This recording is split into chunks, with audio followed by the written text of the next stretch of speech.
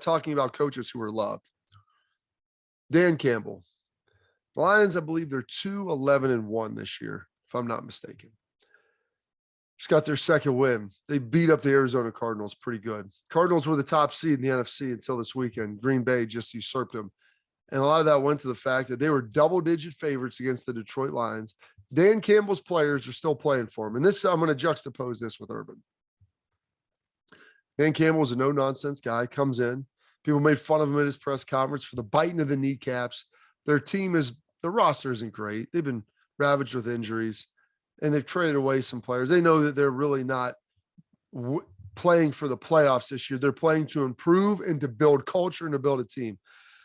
And to be, whatever it is, 2-11-1, what is that, 14 games into the season, and to have your team still play like that and have that belief, and you can see him when he speaks after the game and how his players respond to him.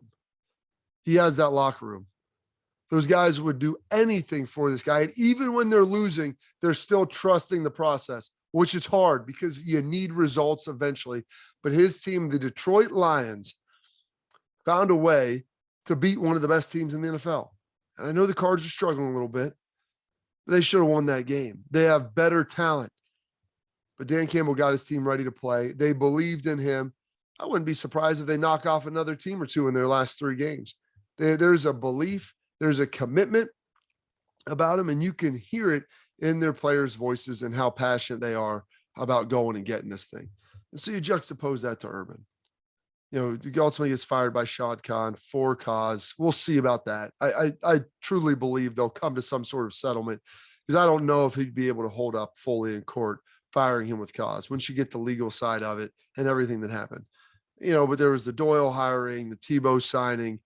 You've got the comments about the vaccination and playing into roster cuts, the incident not flying back from Cincinnati and what was seen and videotaped, at a bar in Columbus, Ohio, and then ultimately you could call it the coup de grace, the Josh Lambeau, him coming out and saying he was kicked by Urban, while stretching. And the irony is he's the kicker.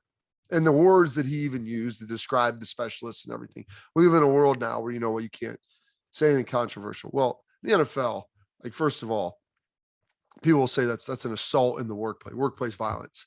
I don't know if you've ever watched the NFL. There's about 80,000 assaults that are going on the football field every single Sunday. They go on in practice. It's a violent sport by nature.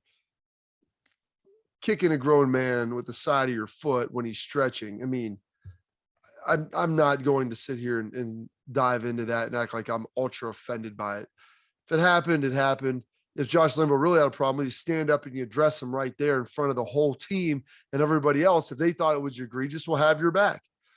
But as you watched Jacksonville, they were playing hard and relatively hard, but I didn't feel like they were playing for him. And I didn't feel like there was definitely that alignment with the coaching staff, which is why you felt that disjointed and disconnectedness when you heard him talk and all these things are leaking out. You're not seeing that in Detroit.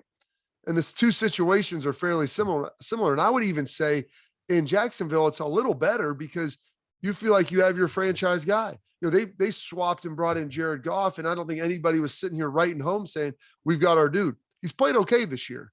But when you have Trevor Lawrence in Jacksonville, you feel like the future is now and it is out there in front of you. But there just wasn't that alignment from the head coach to the coordinators to the assistants, position coaches, and then all the way down to the players. And you could see it and you could feel it when you watched it. And I think a lot of that first early disjointedness and disconnection came from the inability for Urban probably connecting with his staff. And because of that, that message then was ultimately not relayed all the way down the chain. So that's where those issues come. And that's when you see teams fall apart and implode from the inside. That's ultimately how it happens and why it happens as well.